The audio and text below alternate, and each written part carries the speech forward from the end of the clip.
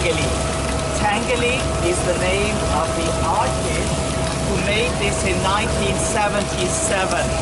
Before that date, on this spot there was our old theater, which was a beautiful old building, classical architecture, looked a bit like the art gallery behind the trees, or the casino building, which is a concert hall, not for gambling.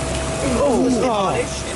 Oh, wow, getting the things, yes, we might be on short. Oh my god. So this demolished, and Jean Tanguy, the artist, went to the demolition site with the leftovers of the theater that he put together in this manner. And it's like this that the old theater lives on. Let's move away as this is dangerous.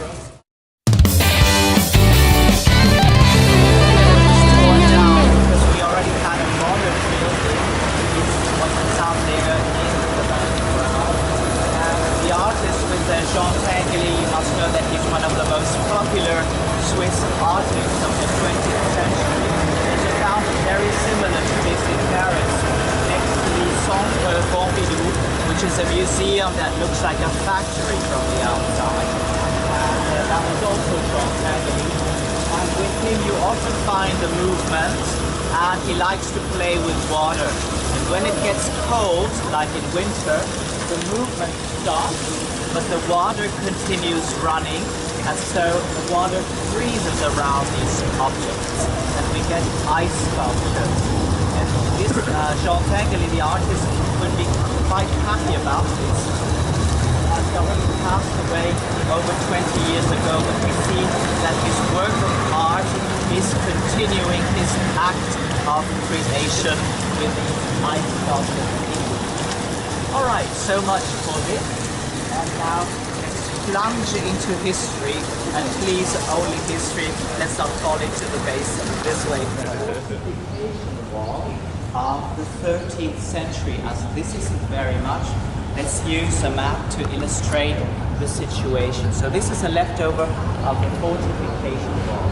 I have got here the most accurate representation of our city in the past. This is the famous copper engraving made by Matthäus Merian in the 17th century. So Basel in the 17th century, this is what it looked like. And the original of this copper engraving is larger. I have a reduced form, a small version, and I have added a bit of color, and the color has got meaning, needless to say. So you will understand that the colors red and green, these are the most important fortification walls that we had in the past, in our past. Red is the 13th century, and these stones here belong to that. And green is the wall, the outer wall became necessary after a catastrophe.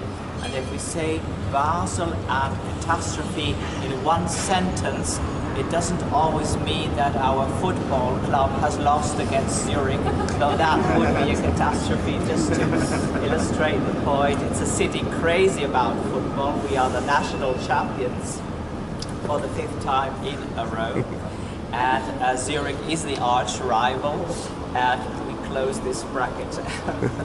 But here, the catastrophe in our past was an earthquake.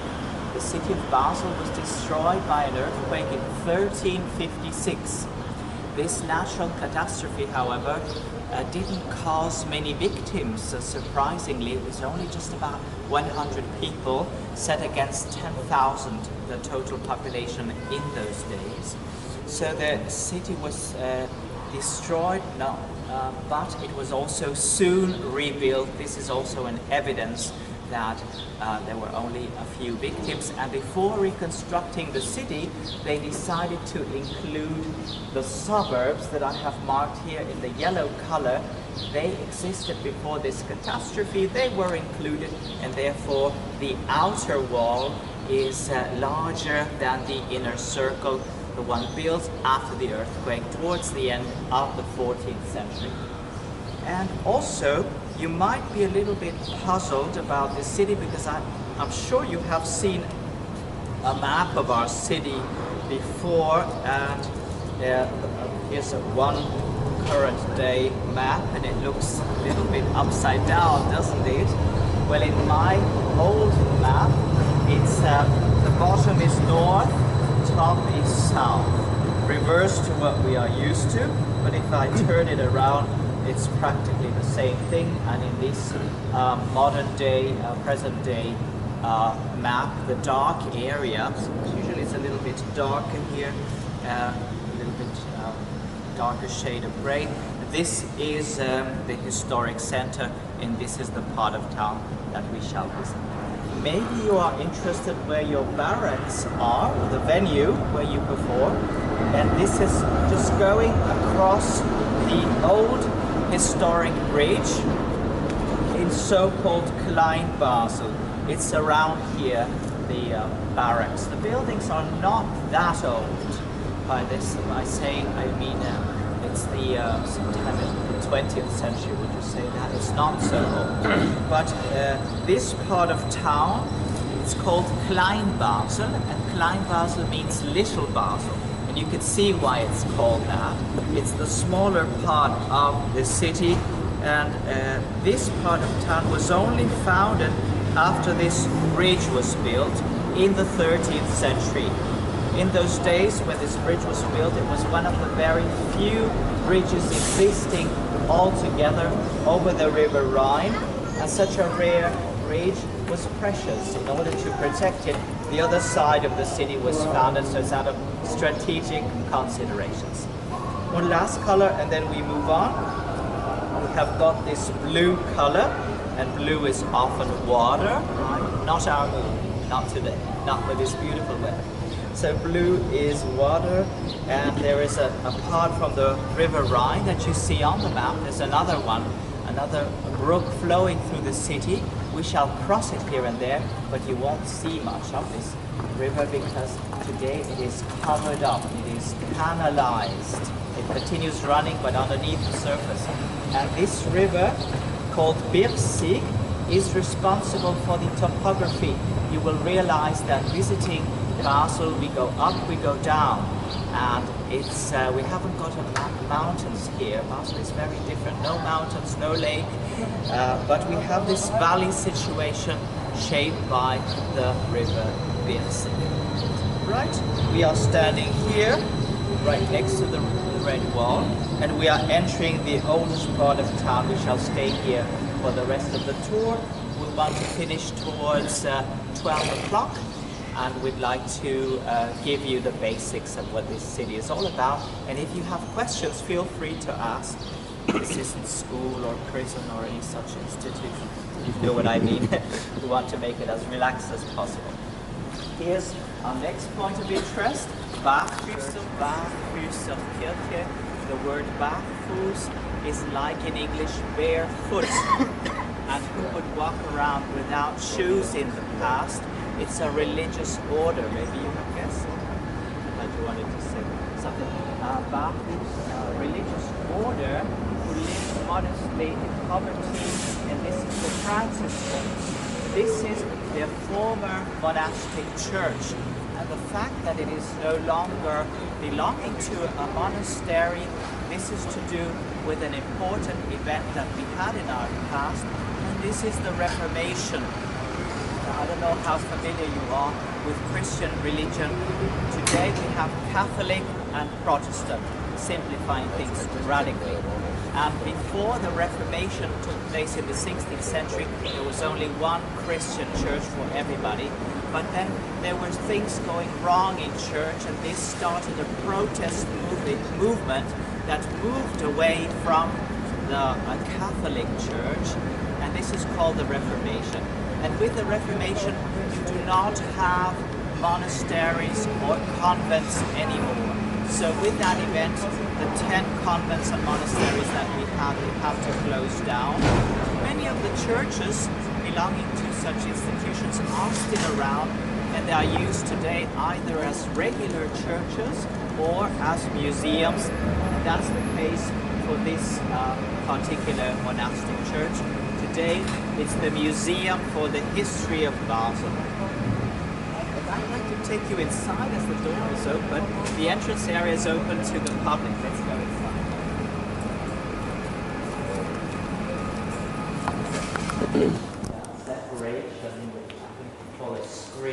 This is open to the public free of charge. If you're interested in our history, they've got a bookshop. They also have one or the other book in English, but most of it is in German, needless to say. They also have a cafe.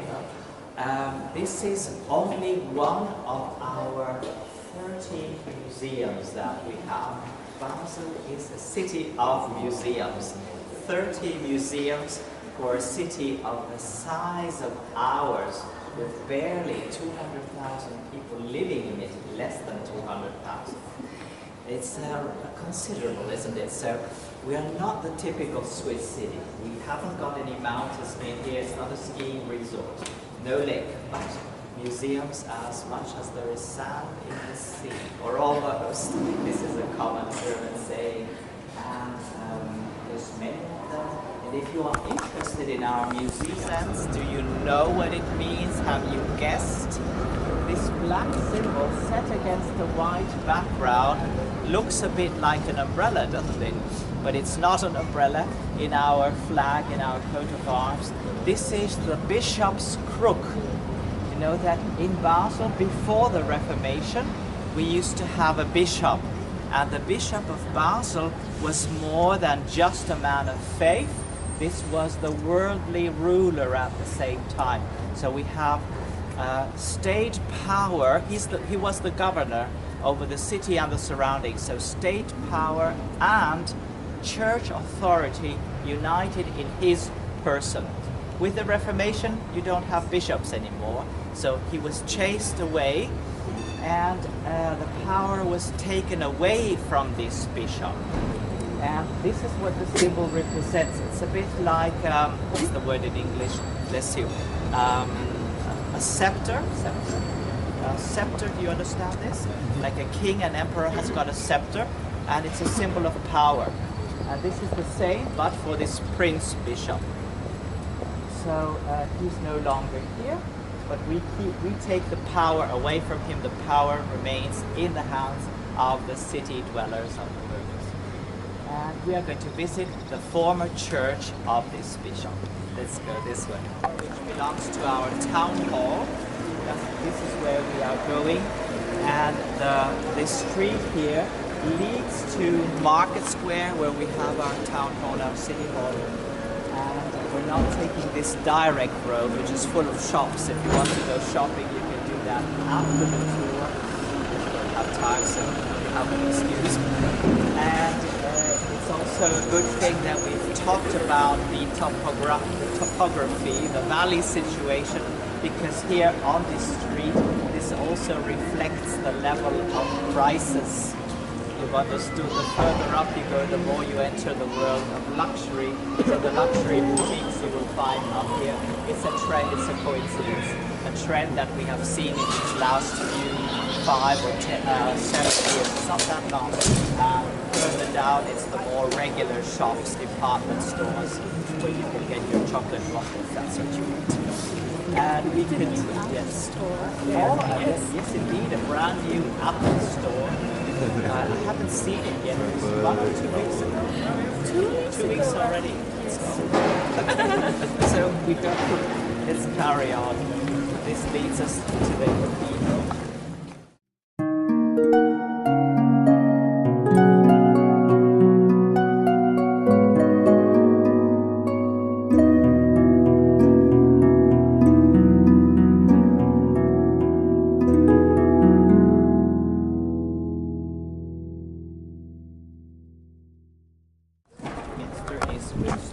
Same thing. It means large church, cathedral, important church, and we still use this term. So when you look at our cathedral from this perspective, you can see its entire history of construction.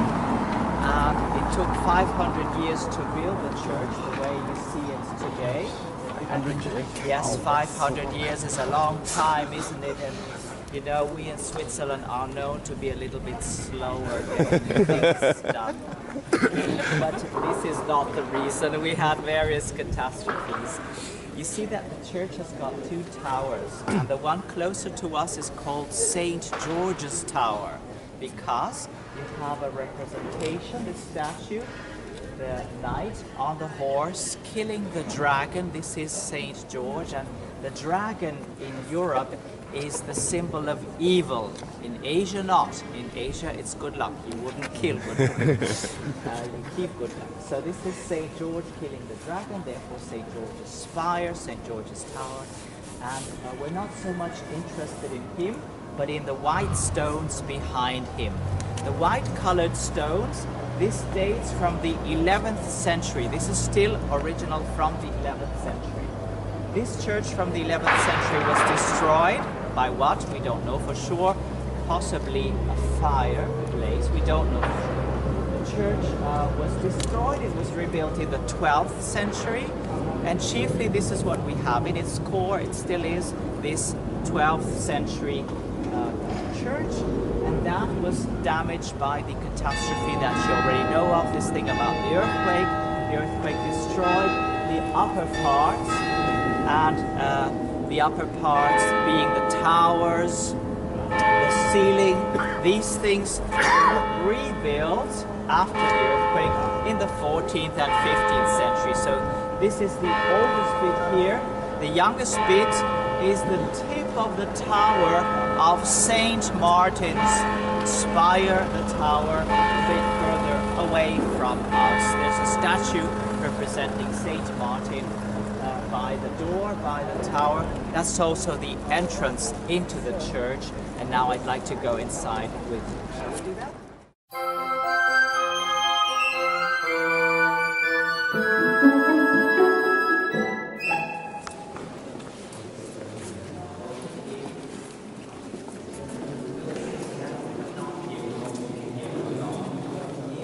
This is to illustrate what I was telling you. On the outside, the red color, the red sandstone, brought here from the Black Forest, and this imported. And here inside, on the inside, we have the gray color, the lighter shade here. It's a lighter color. This corresponds basically to the church rebuilt in the 12th century, just after the 11th century got burnt. And you see up at the gallery these round arches. This is still Romanesque architecture. However, it's the end of that period. We also see the Gothic shining through. If you look at the pointed arches immediately above our heads on either side, this is the Gothic setting in. It's the end of the Romanesque, the beginning of the Gothic style. We have got here a church dating from a period of transition, featuring characteristics of both important styles.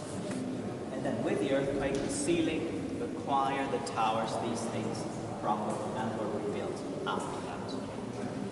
I would like to take you, well no, we just go and sit down. Why don't we sit down here? There will be a large group coming in, not that large. Why don't we stay close? This is easier.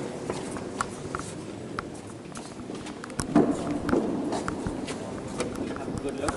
Each chair has got a different pattern on its back. There's 350 different patterns, and 2 of each were made, so 700 in total originally. They're not all preserved. And originally these chairs were meant as spare chairs, as extras, in addition to the pews, but then the people liked them so much that they removed the pews, and now we just have predominantly these chairs. So where these people are talking, there's the tomb of this man. It's none other than the great Erasmus of Rotterdam.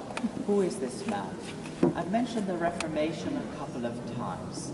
And Basel isn't really known for any important reformer, such as you have in Geneva. There's Calvin. In Zurich, you've got Zwingli. Such an important one we do not have. Basel isn't really the city of the reformers. Basel is the city of the humanists, thanks to the presence of this man. And who was this Erasmus? Erasmus was an intellectual. He was a philosopher. He was a theologian. He was a learned man. He knew old languages, Latin, Greek, Hebrew. He was fluent in all three. So he was a genius. And what did he do, among other things in his life? He wrote books. We can see him here portrayed as he is writing a book.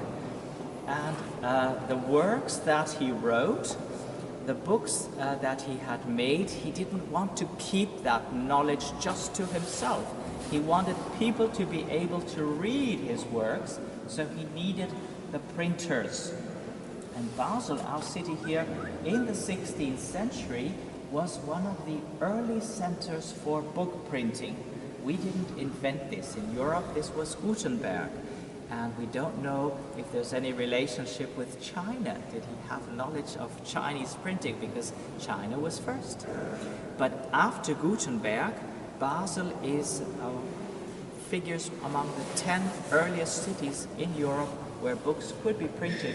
This is a rare trade, and this brings the authors to our city who wanted to publish the books. This is the most important man in this context. Erasmus is important because in the days before the Reformation set in, he spoke up in favor of religious tolerance. What does this mean? The dialogue between the Protestants and the Catholics. His message was, talk about your differences. Don't fight about this. And unfortunately, he was not listened to. And after he passed away, the wars broke out between brothers in faith, Catholics and Protestants. It's Christians. It's ridiculous.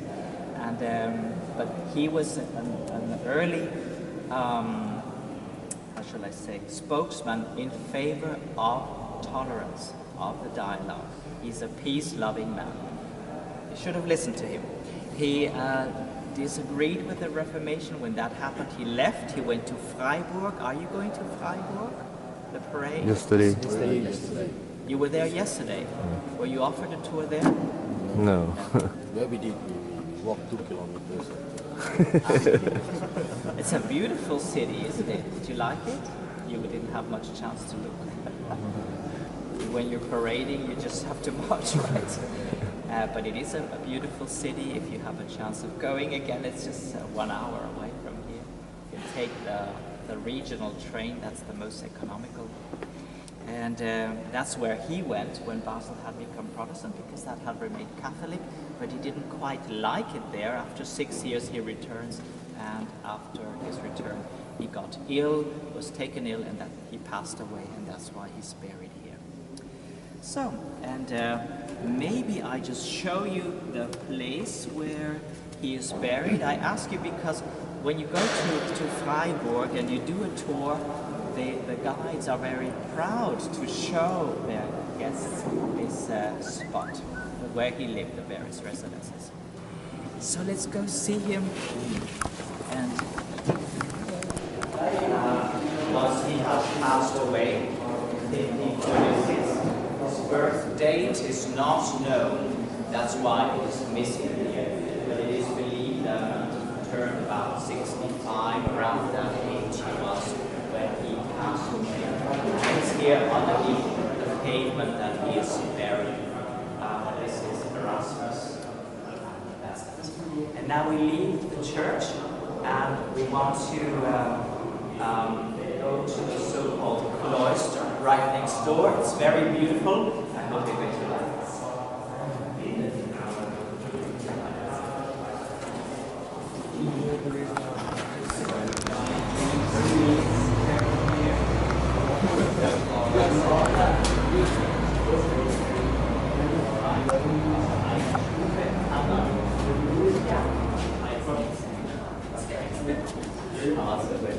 So this is the so-called cloister, and such cloisters you normally find in monasteries, convents, and this one here did not form part of any such religious institution. This cloister is like a covered walkway, a hallway uniting, linking the former cathedral, the former church of our bishop, and his residence. It's here next door that he used to live. Using the cloister, he could get into his church or get back home. And especially in the days of after the Reformation, this became a site of burial for the high society of Basel. Let's talk about this high society. Let's walk a little bit first though.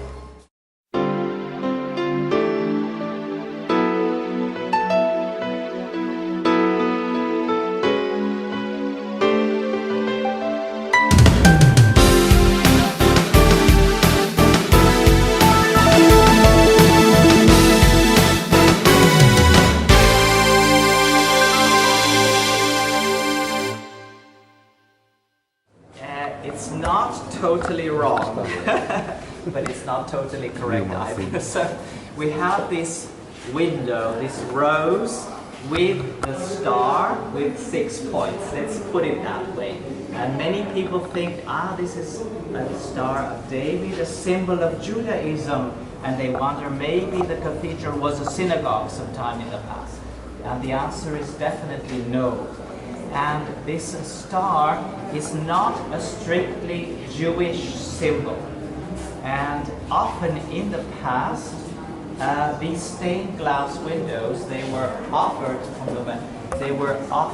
by the guilds, the corporations. And I'm sorry you didn't visit the Cathedral of Freiburg yesterday, because there you find beautiful ancient stained glass windows offered by such corporations.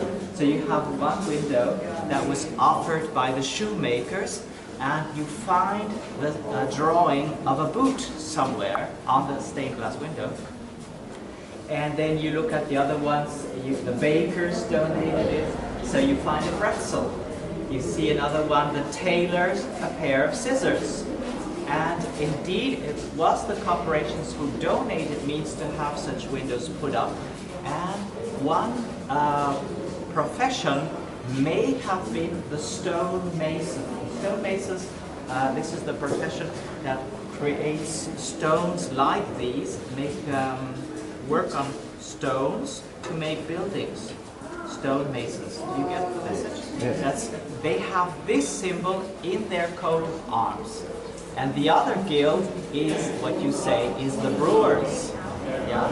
So we don't know, was it the stonemasons or the brewers who put it up? But what we know, this dates from the 13th century, and in the 13th century there was a Jewish community in our city, and we know exactly where it was located, and it wasn't here. So that's to clear that. Also, if you look at old pubs, restaurants, you might find this symbol on the pub's shield, and it doesn't mean kosher food, it means an association with a brewery. Also, there's a large brewer just outside Basel at a place called Klein Basel. And there you see this symbol too. It's the tradition the brewers have. But while we have the topic brought up, Judaism, you should know that an important event in this context took place in our city, and it's the first gathering of the Zionists. And maybe you know the Zionist movement had as their goal the creation of Israel. And this movement, this first meeting, took place in the city of Basel in 1897, and it was presided by this man, Mr. Theodor Herzl, who was not from our city. If I stand here, the light is better, so you can see the picture better. You can see Theodor Herzl. This picture became famous later on. You see him overlooking the balcony, overlooking the river, from the balcony of the Three Kings Hotel, Le Trois Rois, the fancy hotel, just opposite the barracks, this yellow building. That's the most traditional, the most fancy, and the other superlative you can guess. That's he's overlooking the river, and here you see the old historic bridge from the 13th century that was replaced by the current day bridge that you have crossed no doubt. The conference took place opposite the Fountain of Tangley, which wasn't there, inside the casino building, the concert hall, and inside the auditorium where people sit to listen to music. There's a plate with this information in German, first Congress of the Zionists, and in Hebrew in 1897. So many Israeli people consider Basel the birthplace of their nation due to this conference. That's all. And if you visit Israel, it is said that many a town has got streets named after our city. I have never been there, but looking forward to that. Okay, so the society is buried here, or used to be buried here. It's not done anymore. And the monuments are along the wall, but the actual graves are here underneath the pavement. And you can see that this is very elaborate, this is costly, this is expensive. And so how did this high society become rich? We'll talk about this at some other place. First, we are leaving the cloister. We'd like to offer you a spectacular view overlooking the Rhine.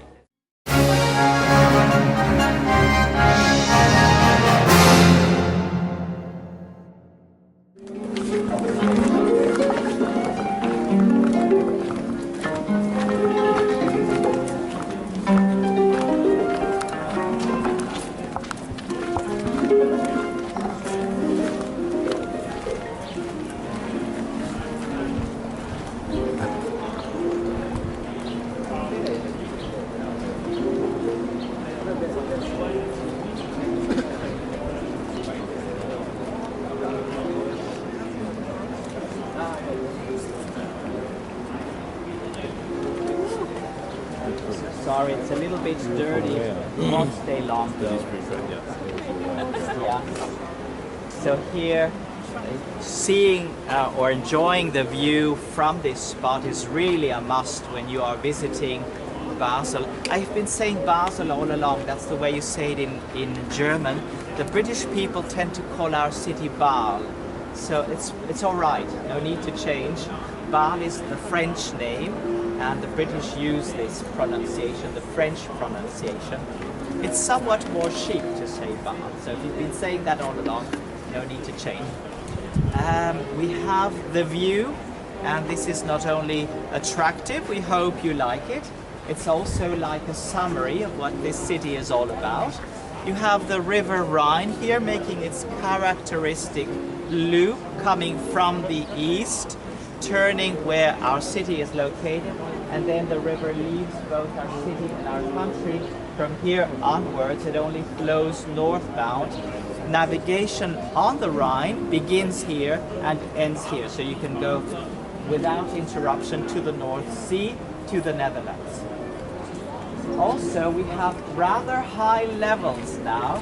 You have been aware probably that there's been quite a bit of rain. Yes. Oh, did you get? Oh, okay. You've been in it. You're part of this. I'm sorry to hear that. This year is very strange. It's either very hot or rainy. But that's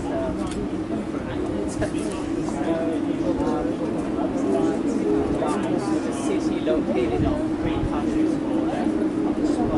France, Germany, and Switzerland meet, and with a little luck, that's in 3 countries. The houses, this is Switzerland, simplifying things dramatically. So the houses, Switzerland, the hills in the background, they all belong to the Black Forest. The Black Forest is in Germany. These are the southernmost hills belonging to the Black Forest. You are looking towards the north in that direction. You go to Freiburg. We have, you look to the left and you see the high rises belonging to Novartis. Novartis is the largest job provider for the whole 3-country region. It's a pharmaceutical firm. They produce drugs, medication, that's Novartis. It's the headquarters for this firm that operates worldwide. That's Novartis on your left. On your right. Ik wil liever op de grond zitten, maar niet met de kolen. Stoppen, dokken. Also, they operate worldwide. So having a headquarters here, research going on here, and there are scientists from all over the world, from wherever you may come from. These nations are also represented in these companies. It's very, very important. It's very international in these firms. So the working language is not German, which is the local language. It isn't French either, which is an important majority language in Switzerland as well. It's English. So that's Roche, Novartis, and where is France? We return to Novartis, and behind Novartis, that's the beginning of French territory. That's very flat, that you can never see. Sometimes you can see hills. I think I can see them, but I wonder if my imagination playing tricks on my mind. It's very weak visibility. And the hills in France, the Vosges Mountains, are not as close as the Black Forest. Behind Novartis, we have our airport. Maybe you arrived there. Basel Airport is entirely located on French territory. Isn't that nice? We the Swiss like to keep our country clean, let the others have the noise and the pollution. And this is nonsense in our case, but Zurich has got terrible problems now because the planes fly over German territory over the Black Forest in that direction. Now the Black Forest people are not happy about this. So here you must know that Basel Airport is the first airport in the world that was built by two countries together, by France and Italy. And the year is quite worthwhile noticing. It was 1946.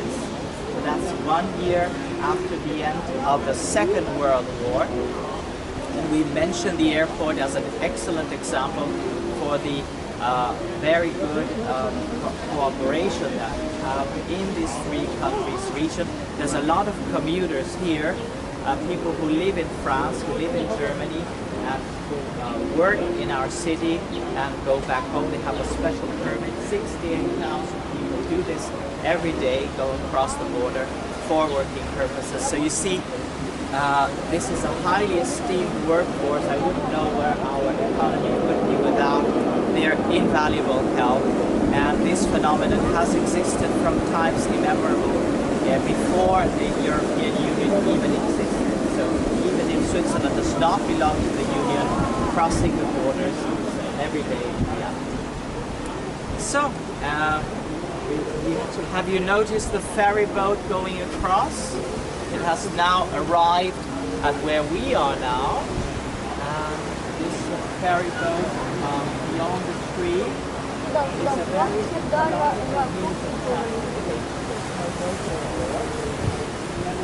of the river gently ferry from one bank to the other. There's also one by the barracks, you may have noticed this. And how it works, you see the cable going across, the ferry is attached to that, and there's a ferryman on board, or a ferrywoman. She or he sets the boat at a certain angle against the flow. It's the current pushing the ferry across from one bank to the other. Have you tried it out already? If you want to, it's really part of the Basel experience. It's not expensive. It's only €1.60 or like €1.50, and that's not that expensive. It's an expensive country. Then here's something that is not so expensive, and it's a very traditional thing. They have existed since the middle of the 19th century.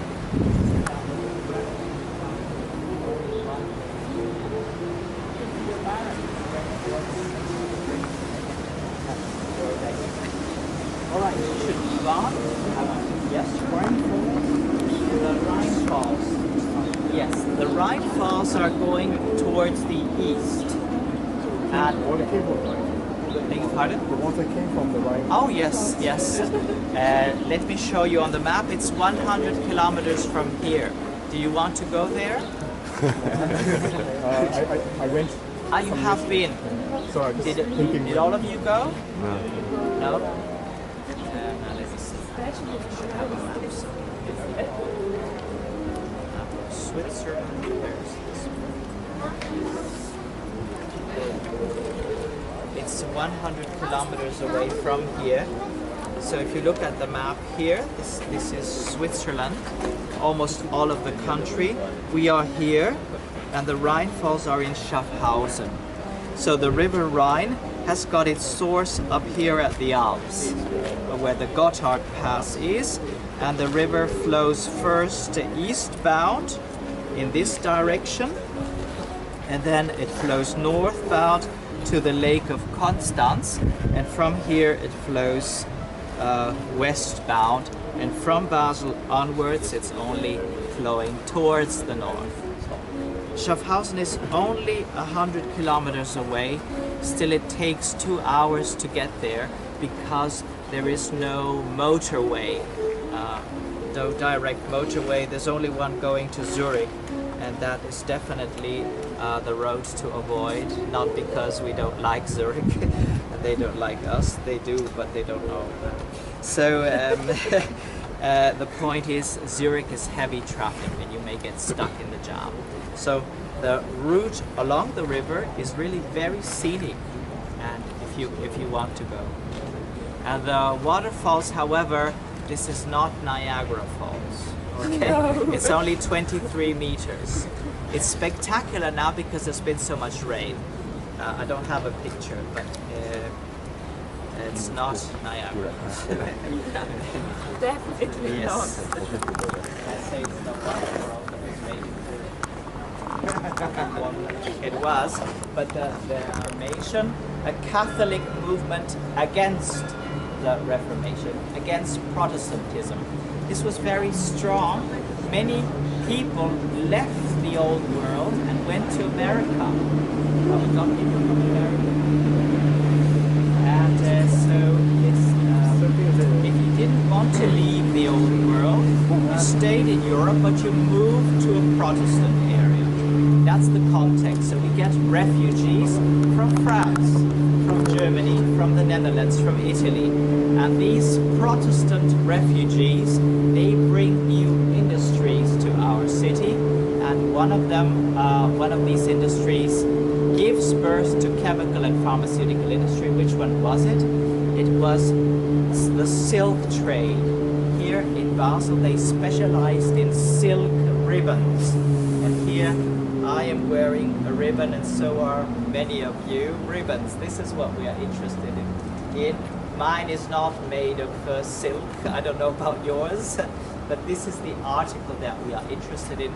And if you were the owner of a silk ribbon manufactory, this is how you would live. You could become extremely wealthy as the owner of a manufacturing. The ribbons, what were they used for? Not like today for this. The ribbons, however, they really were used in fashion. And fashion is a term that cries for color, right? We need color for the ribbons used in fashion.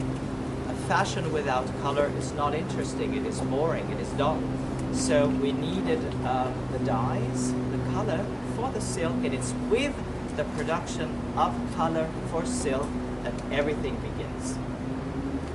And after the dye stuffs, you get byproducts. They are used in agriculture. The next products that evolve were used in medicine. Step by step, we had all the branches of this trade that we still have today.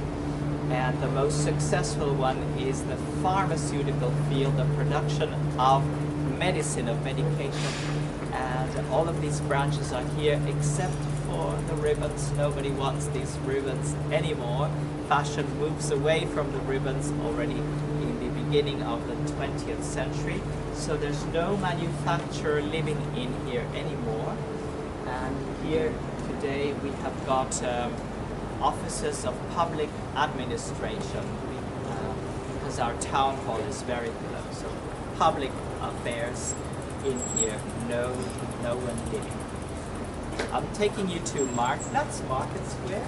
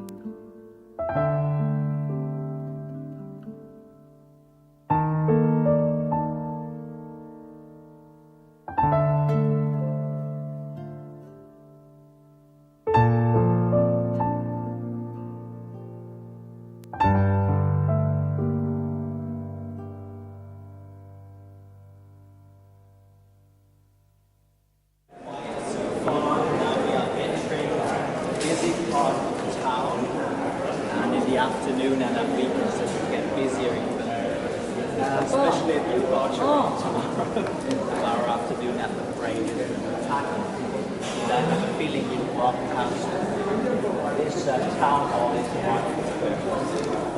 So this town hall goes back to the 16th century, and the wing of the building, the part of the building you can see right opposite here. This is the oldest. Exactly 500 years ago.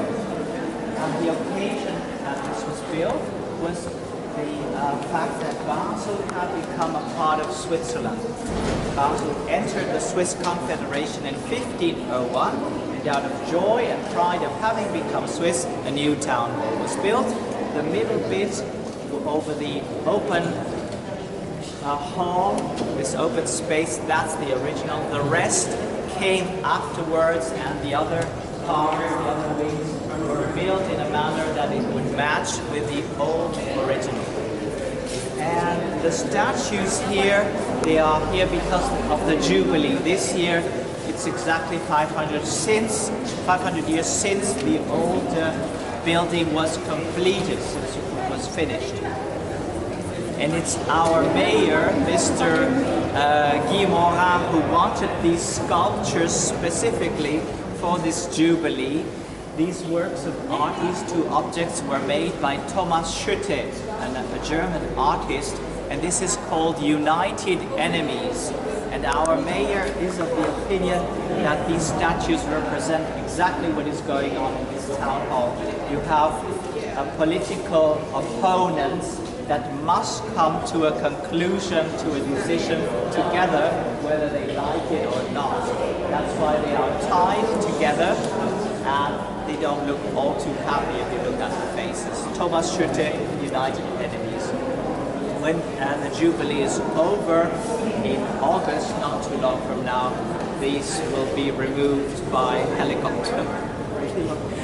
Yes. Okay. That's that, and let's go on Market Square.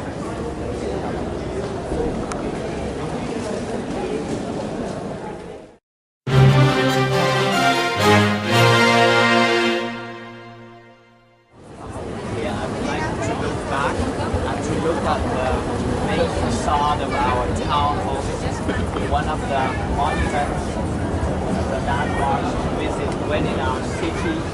Typically you see along the roof line on the back of it we have the coats of arms of the various cantons forming the Swiss Confederation in the 16th century. A canton is like a province, a mini-state. We are a federation of 26 cantons. We have 26 cantons, but here we find fewer ones. And the reason is because in those days Switzerland was smaller, so Geneva is missing, or the Ticino, the Italian-speaking part of our country. They joined only in the 90s. Here we have the market. This is downtown Basel, the heart of the city. This is downtown Basel, the heart of the city. And also I see it is already 12 o'clock. Now, would you mind joining me for 10 more minutes? Is that all right? But do you have a rehearsal or something? Then I want to show you some pictures, parts of town, and then we'll finish. Also, now comes the most difficult part of the tour, and dangerous too. We want to get across the tram lines. Let's do this safely, please.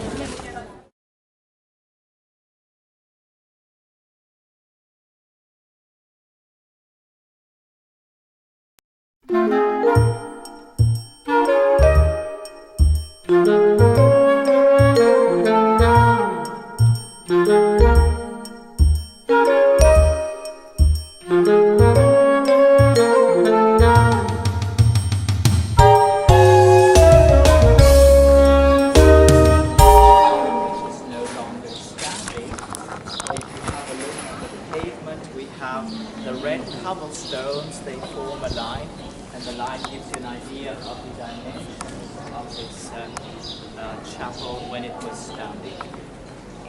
Also, I have good news for you, but I'm afraid there's also bad news.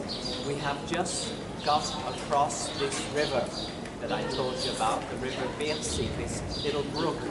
This river that I showed you on the map flows underneath the tram lines. Remember, after talking about silk, we went down the hill. In fact, it was one side of the valley. Here we are at the bottom of the valley, and the bad news is we have to go up, but it's not a terrible thing. It's quite attractive. This inclination, the valley situation adds a lot of charm to the historic center. So we're going up.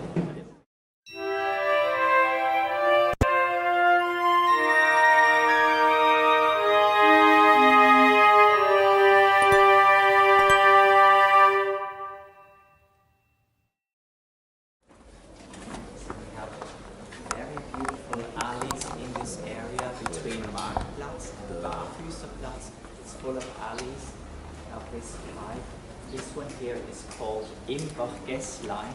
I'll make a long story short. Imbergässlein, the word Imber is a short form for Ingwer, and this means ginger. You knew this. Great. Ginger alley going up. This alley here is called Pfeffergässlein, Pepper Alley. Not far from here there's the guild's house of saffron, the yellow spice. And now you know who used to live here in former times, the Spice Girls. The spice dealers, the spice merchants. So generally speaking, we can say this valley situation reflects the demographic distribution, the various professions in the past, the craftsmen who needed the water for their profession. So people working, living at the bottom of the valley, the guilds were here. At the top of the valley, where I would like to take you now, this was nobility. And nobility, sorry, nobility used to live up there at the top of the valley, and the nobility here isn't Buckingham Palace at all, it's the knights. And the knights are here to defend the city. They settled down along the old fortification wall. The red circle that I showed you on my map, that's where nobility, these knights used to live. They needed to be close to the wall to protect, to defend the city in case of danger that there was a threat. So up we go. We go up.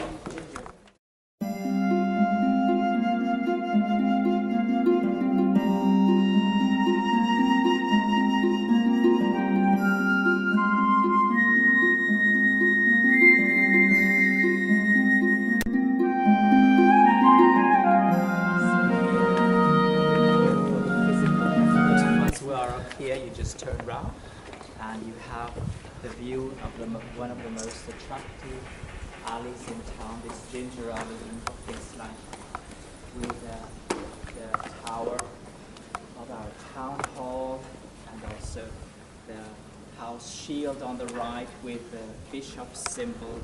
So it's very typical for Basel what you see here. Especially if you're standing a bit closer to me, you can see the tower of this town hall. You take your pictures, and then we'll proceed. We'll go, I'm out of breath too.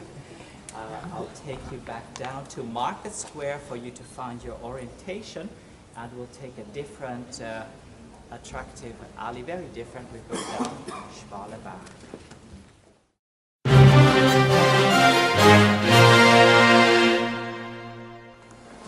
Some of the local, and whether you buy or not, we can all agree that this is attractive.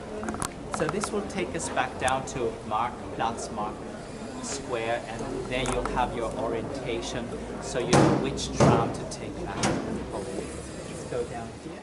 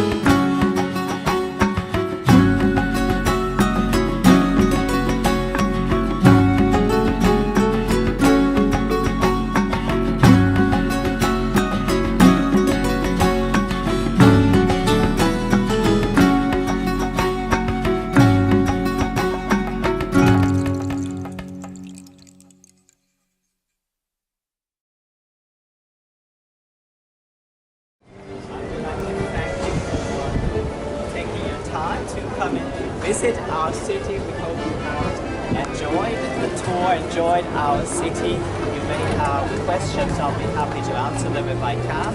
But I would also like to say thank you. It's really great to have you here and to see the success that the tour has become here in our city, thanks to your hard work, to your hard work. Thank you very much. We wish you lots of success, and perhaps we meet again some other time, either here or somewhere else in this beautiful place called the Earth. Thank you very much. Thanks a lot. If you need to know anything, I'll be happy to answer. If your tram back is from the other side, if you're at the Swiss Hotel, if you're somewhere else, you just let me know so I can help.